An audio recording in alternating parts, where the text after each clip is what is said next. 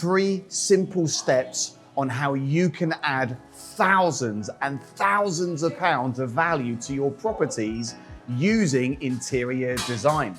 Hey, my name is Liam Ryan, one of the co-founders of Assets for Life, the UK's leading property business and wealth training organisation. And today I am here with interior design expert Gabriel. He has been in the business for many years. He's actually one of my personal interior designers, and we're going to really share with you how you can add thousands of pounds in value. So Gabriel, welcome to the show. It is awesome to have you with us. Really excited that you're working with me on the AFL Casa Marbella project, where we're building a multi-million-pound villa out in Marbella. But look, you're in the studio today, and you have a very simple 3-step system. What are those 3 steps?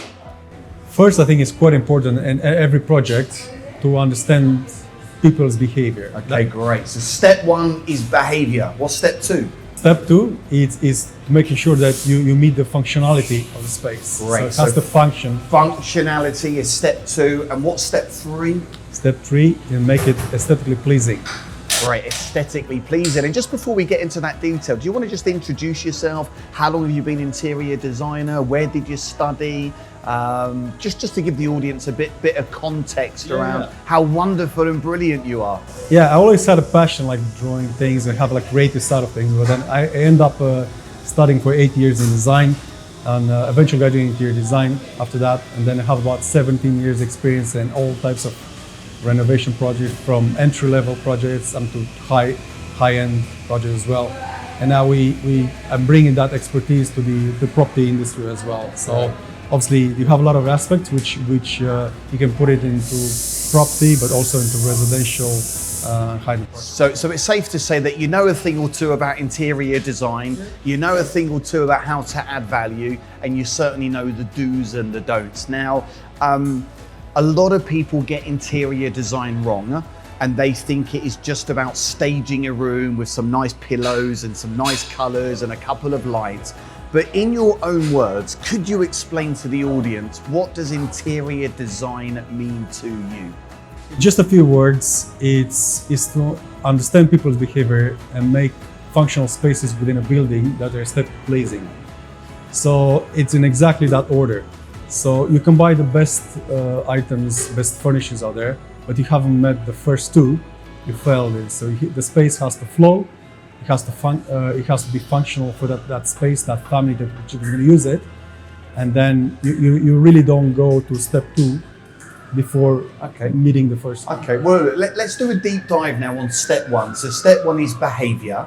What do you mean by behavior? Give us a bit more of an insight. And let's just use the project you're doing with me at the moment, which is we're building a multi-million-pound villa over in Marbella, which is going to be used for the Assets for Life retreats across the different verticals. How did we go through that step together? What does behavior mean? This is really important. Yeah, as you remember, we had an initial conversation, and we started sharing ideas of how the space is going to look like and so on. And then I said, okay, stop, let's have a chat. Let's do a brief about it. Who's going to use it? How is going to use it? And then what proportion and so on. Obviously, the space itself, the property is going to be used in various ways. But very important is to have that design brief at the earliest stage. It's just to understand who's going to use it and how. Not all families of 4 they have the same needs as well. Okay. And then understand it might be a couple, might be just a single person, depending on the type of project you have. And then so important in the project is having that design brief to take a lot of time to go to understand the person, the family, the end consumer. Without having that, you can't really go and then because ideally you want to create the space that is going to suit the end user. So like obviously me and my wife and my kids, of course, we're going to spend time over in the villa, but predominantly it's being used for our high-end clients, giving them a transformation. So that adds a different element and dynamic, doesn't it, to the whole process from the start? Yeah, when you have a hybrid type of use for the property, it makes it a bit more complex, but there are ways we can just get it together. Because certain areas are still going to be used in the same way, for example, like the bedrooms, the bathrooms, and so on. But obviously, there are certain areas, communal areas, which can be used in two different aspects. So obviously, having that aspect in mind, and then a lot of times you go through almost like a checklist, and you have a set of priorities, and then you look at different areas, and then say, okay, the priority for this is that. So you go with this in mind, and then you think how often it's going to be used for this particular function, and then you go by that. How many times in a year, how many times in a month can be used for this, and then it's almost like a checking a list. And then and then if that particular function goes into the list of priorities, then you're making sure that that's the use for it mainly. Right. This is really important, and Gabriel spent a lot of time with me and had some sessions with my wife Holly as well. This is really important, getting this step right. You get this step wrong, everything else doesn't follow suit. It's like putting a puzzle together. You've got to get that first piece of the jigsaw down, and then everything else will follow suit. Okay, step number 2. Remind us, what is step 2, Gabriel? It's to have the functionality of the space met, and then going through every single detail, all the technical aspect. For example, when designing the kitchen, designing the bathrooms, designing all the areas in the bedrooms and so on. So it's a bit of a reverse engineering. You're thinking, okay, what's the budget for the project, or what's the layout, how's it going to be used, and so on. So we start designing all these areas which are quite technical, and making sure that a family of 4 needs, let's say they might need a washing machine, tumble dryer, dishwasher, how many ovens, and so on. Then going through this design process, then you know exactly where everything is going to be positioned, where you're going to have your power points, where the lighting is going to be, where the socket is going to be, and so on. Depending on the size of the bed, that dictates the size of bedside cabinets and so on. So functionality is really important, isn't it? So when we spent a lot of time, didn't we, looking at the functionality, because we're going to be having sometimes maybe 15 or 20 delegates, 25 delegates in the villa. It's going to be, as it looks like, 7 bedrooms. We want it to be sleeping around 14 people there or thereabouts, 12 or 14 people. So it's knowing to have single beds or double beds, or 2 double beds or 2 singles in a room. Yeah. We then had to look at, we need 2 washing machines, 2 tumble dryers, 2 dishwashers. That then changed the layout of the kitchen from the original architect. Yeah. So it's really important understanding those functionalities. That as well, plus the outside area, which you're going to use for presentation as well. How you're going to use it, and have a projector, or you need how many sockets you're going to need, how they're going to be seated. Yeah. So it's furniture, seating. We haven't really spoke much about the roof terrace yet, but this roof terrace is going to be the mother of all roof terraces. Yeah. This is really going to become a huge central point for our retreats, with the electronic pergola, the projector, the screens, the barbecue. It's going to be an incredible space.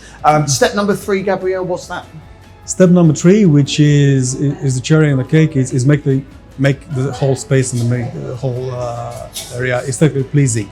So this is when it comes to choosing all the finishes, or all the materials, the lighting, and so on. So this goes down in being the last step, which is going from 2D, 3D, technical, and all the way to finishes. So once you have the 3D set, it's quite easy. It's almost like dressing up there. You have the shape of the island, you have the kitchen, so now you're just applying textures and materials throughout for the flooring, the kitchens, the bathrooms, and so on. The same goes for the soft furnishings, like that. So for me, that's the easy bit, when everything comes together, but that's the last stage in the process. So make it aesthetically pleasing. Great. Hey, look, 3 powerful steps there, and this can literally be the difference that makes the difference. You can then appeal to the right tenant type, the right type of guests. You can then increase your gross development value. You can increase your profit margins. So investing into a great interior designer at the start of any project, even if you're doing a rent-to-rent serviced accommodation flat, 2 bedrooms, this can make the difference to your nightly rate that you're charging. HMOs, commercial conversions, new build projects. And if you look at some of the most successful property investors within the Assets for Life community, we are engaging great people like Gabriel. So Gabriel, where can people find you? What's your company name? What's your web address? and how can people get in touch? Yeah, the main thing, the main place you can find us, it will be our website, which is aristudio.co.uk. Then you can find me on Facebook as well, Instagram and LinkedIn under my name, which is Gabriel Avramoaica. We can put it down in the notes.